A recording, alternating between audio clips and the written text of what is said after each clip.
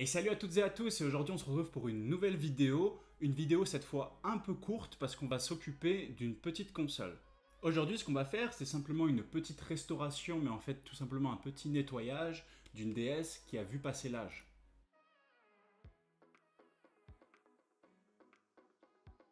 Donc voilà de quoi je parle, cette DS FAT, la toute première génération de DS. Et donc vous voyez qu'il y a pas mal d'autocollants, des autocollants un peu d'enfants, parce que du coup, pour le coup, elle a passé un peu l'âge. C'est assez ancien, je crois qu'elle est sortie en 2004, quelque chose comme ça, il me semble. Donc, évidemment, la plupart des personnes qui l'avaient au tout début étaient assez jeunes, en tout cas de ma génération. Donc c'est pour ça que souvent on s'amusait un peu à coller des petits autocollants dessus. Donc voilà pourquoi il y en a. Il y en a aussi un petit à l'intérieur qui est ici. Donc on va essayer d'enlever tout ça pour lui redonner une seconde jeunesse. Et bien sûr, évidemment, regardez la vidéo suivante qui va venir après celle-ci, parce qu'on regardera un peu de plus près justement à cette DS. Aujourd'hui, ça va juste être du nettoyage, de retirer les autocollants finalement, comment je fais, quels produits j'utilise. De toute façon, je vais vous montrer un petit peu, donc du coup d'un peu plus près comme d'habitude, ce que je fais et comment enlever facilement des autocollants qui sont dessus depuis un long moment. Donc on va y aller tout de suite, c'est parti.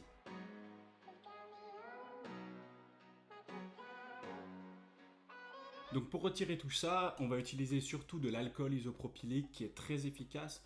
En fait, il y a d'autres produits qui peuvent s'utiliser, bien sûr, pour retirer des adhésifs, autocollants, tout ça.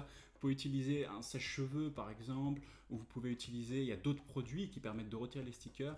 L'avantage énorme de l'alcool isopropylique, c'est que, évidemment, c'est fait pour l'électronique. Donc, il y a plein de produits que vous pouvez utiliser, mais si jamais vous en mettez à l'intérieur et que ça touche l'électronique, ça peut bousiller complètement la console. Ou l'appareil, ça peut être un téléphone aussi, évidemment. L'alcool isopropylique est très efficace parce que ça permet aussi de nettoyer l'électronique. Donc si jamais il y en a à l'intérieur, sur la carte mère par exemple, ça ne fera absolument rien. Et évidemment, on va aussi utiliser une petite spatule, là une petite spatule en plastique, pour gratter l'adhésif, l'autocollant.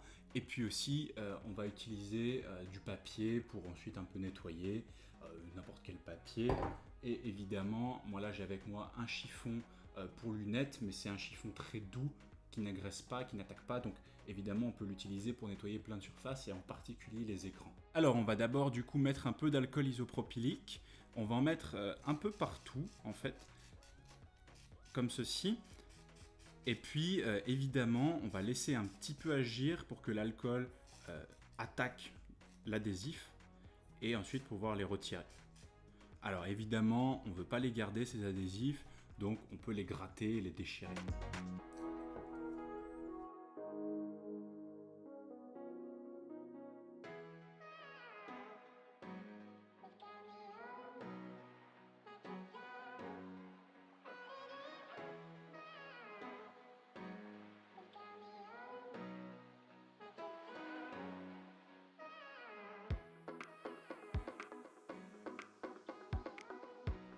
Et voilà, donc ce côté est parfait. Vous pouvez le voir sûrement d'un peu plus près ici. Du coup, on va passer à l'intérieur, ici. Donc vous voyez qu'avec le produit, vous enlevez, vous en rajoutez un peu pour enlever les petits morceaux. Et puis après, bon, là c'est toujours un petit peu collant. On va en remettre, repasser un petit peu de papier dessus, sûrement le chiffon microfibre. Et puis après, ce sera nickel, il n'y aura plus cette sensation d'autocollant dessus. Et c'est quand même un peu mieux comme ça. Alors évidemment, dans cette étape, quand on enlève celui-là, il faut bien tenir derrière parce que sur les premières DS, les charnières sont un peu fragiles, donc il ne faut pas trop forcer dessus, surtout pas abîmer les charnières parce que sinon après ça veut dire une nouvelle réparation. Bon, pour moi, ça serait sympa de faire de nouvelles réparations, mais ça sert à rien d'abîmer un truc juste pour l'abîmer. Ok, bon, on a bien retiré cette partie. Ici, on voit plus du coup le sort de papillon en pastel qu'il y avait. C'était un peu plus difficile à enlever parce qu'à mon avis, ça a dû peut-être être mis avec une sorte de colle, mais pas de la colle très forte. Donc honnêtement, ça va, c'est bien parti. Il n'y a pas de traces dessus, on voit pas grand-chose. Je sais pas si vous arriverez bien à voir ici, mais en tout cas, voilà, il n'y a aucun souci. Même de ce côté, voilà, il n'y a plus vraiment de traces. C'est nickel. Du coup, ce qu'on va faire ensuite, c'est juste prendre le chiffon, nettoyer les écrans et derrière aussi lui redonner un état complètement propre.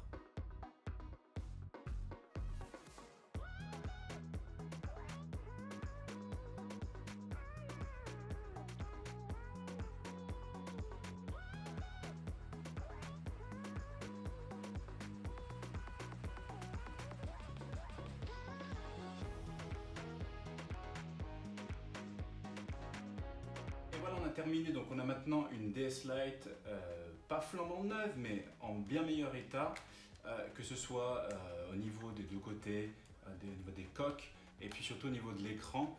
Alors, il y a un endroit de l'écran qui a une bonne rayure. Ça a sûrement dû arriver à cause d'un coup de stylet, sûrement. D'ailleurs, sur ce modèle là que j'ai retrouvé, le stylet a disparu, donc on verra ce qu'on peut faire. En tout cas, c'est super d'avoir une console remise en état comme ça. Et voilà, donc on a notre DS de première génération qui est ici, qui est maintenant en bien meilleur état. Du coup, vous voyez qu'elle marche très bien aussi. Comme j'ai dit, le stylet est manquant, mais ça c'est pas très grave. Au pire, des stylets j'en ai encore avec d'autres DS, donc ça c'est pas un souci. La grosse rayure sur l'écran du bas est un peu dérangeante, mais ça c'est pas très grave. De toute façon, on va regarder tout ça d'un peu plus près dans l'épisode suivant où on va regarder justement cette DS de plus près. Donc c'est cool de l'avoir en très bon état maintenant, enfin très bon état, tout est relatif, mais en bien meilleur état qu'elle était avant. Donc un état assez proche de ce qu'elle aurait dû être quand elle est sortie de la boîte, c'est-à-dire sans autocollant, tout à fait simple et tout à fait très bonne, très performante pour l'époque. Donc c'est une très bonne petite machine.